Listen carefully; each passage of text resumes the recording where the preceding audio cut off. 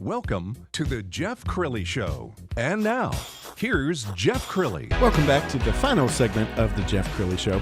You know, there's an old saying about Kevin Bacon that 6 degrees of separation. Everybody knows Kevin Bacon in some way or another.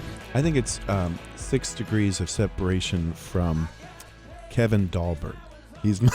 He's my next guest.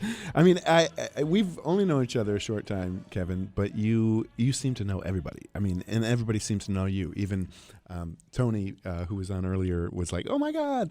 So, tell us more about yourself. How did you become so connected here in Dallas? Oh goodness, I've been in Dallas for most of my life, I guess. We're fifth generation Texan. I'm married a fifth generation Texan. And just in the community and majorly involved in philanthropy from A to Z, from the small philanthropy to large philanthropy here in Dallas, and just care about people. And the more and more, the older I get, the more I realize that people are really important, and the relationships with those people are meaningful, and that everybody's got a story, and I care about that. Well, when we first started talking, and I was mentioning that I'm always looking for great guests, you just started rattling off, have you done this interview? Have you met this nonprofit? Have you done this? You really are plugged into the Dallas nonprofit scene, aren't you? I have a lot of people that I work with that are in nonprofits. I like to work with several programs trying to teach nonprofits how to fish versus begging for a fish and utilizing the assets that they have. I think that's very, very important, and they don't utilize those things very well. Most nonprofits are there not for profit. They're there because they're passionate about their cause, which is wonderful, and you harness that and you deliver. But then you have the business side of it, which is the money side, which is what really drives the real delivery of those services to the people who need them. So teaching people to utilize those assets, for instance, their fan base. A lot of people don't know that if you harness that fan base using social media, if other avenues, you can deliver those as customers to companies that they're looking for those services, and customers that they deal with every day, and teach them how to work with the companies as well as work with their fan base. Where did this come from? Is this was this passed down from your folks? This wanting to give back? I think so. We come from a family here in Texas, and realizing there's needs and stepping up to meet those needs has always been part of our family. So that's great. And I know you've got a for-profit business, and the for-profit business is Riverbend Growth Partners. Right. Tell us about that. Riverbend Growth Partners is a operations and management consulting company. It's a boutique company. We've got a depth of field. Both my senior partners have over 20 years experience with Fortune 50s and the C-level positions. We've helped over about 125 different companies since then to be wildly profitable and to expand growth in an enormous way and sustainable. So we've love companies that are in trouble. We love companies that have a lot of hair on them, a lot of difficulties, because that's where we shine, and we can offer the most service. But everything from strategic business plans down to that level, and that's what really started the league. We were out in the marketplace, some networking and those kind of things, that it just wasn't very helpful because it wasn't meaningful getting to know somebody on a personal basis, and that's really where relationships and business is created, is that personal relationship, and the person across the table. And so we started, a couple guys and I got together, John Pelletier with E. Smith Realty, and Kevin Bogenreef with Texas Capital Bank, and myself got together and said, why don't we, rather than go to these networking events where everybody's kind of younger guys are flashing cards in my face and saying, here, do you want a shirt? Do you want can you CPA services or what it might be? Why don't we invite a few that would be good for you? I'll invite 3 that are good for you 2 guys, and you invite 3 to be good for us, and come by the house and just get to know them and have some drinks or food and get to know them on a personal basis. And that's how it started earlier in 2015. And you have a wonderful name. What's the name for your exclusive club? It's called the League of Extraordinary Gentlemen, and it was actually named by one of the attendees, who came up to me afterwards and said, Kevin, this is just amazing. Every gentleman here is a true gentleman. They're very successful in business, very personable, very helpful, very approachable. It's like this league of extraordinary gentlemen. And I said, wow, I think you've got something there. So That's really cool. And I want to tell you how exclusive this is. They are not on the web. I was searching this morning trying to find, and I put in your name and League of, I spelled it 5 different ways, and I couldn't find it. Is that by design? it is, well, at this point it is. And we're basically relatively new. I still pinch myself and realize that this was actually started in my house. And I can't believe how the notoriety has grown. But we have about probably 250 to 300 people on the list. Wow. And we're really targeting, up-and-coming businessmen, executives, CEOs, decision makers. And so we started with 3 rules. I came up with 3 rules, I guess, that when you come to my house or you come to one of our events, you do not sell. You're not allowed to sell. Now, if we promote a transaction or doing business together, that's all fine and good. But you're not there to pass around as many cards as you can and get sales. Right. Number 2, you open up your own Rolodex for others.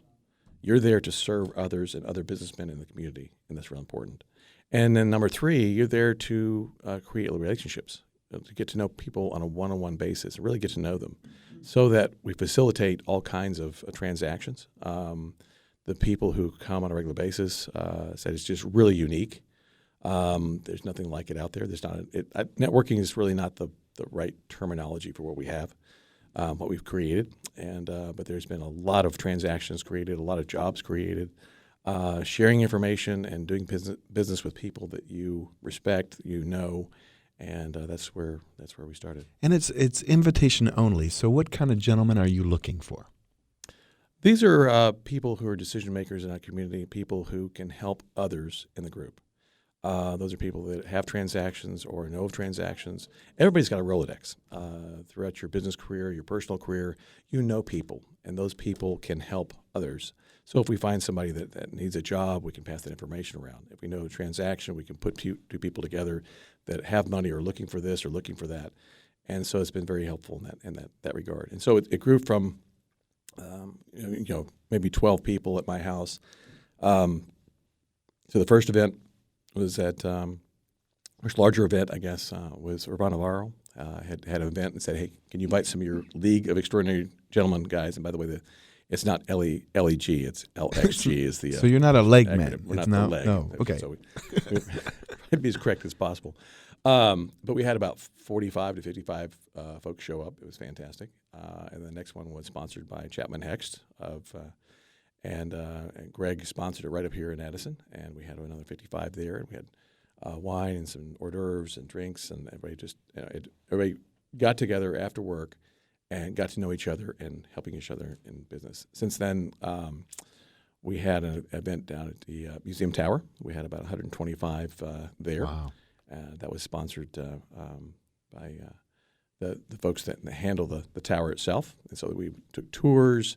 Robbie Briggs was there, and Robbie Briggs was actually our sponsor there, but they took tours of the Museum Tower units, and it's just fantastic. So we had most recently we had it at the Dallas Country Club. It was sponsored by U.S. Trust.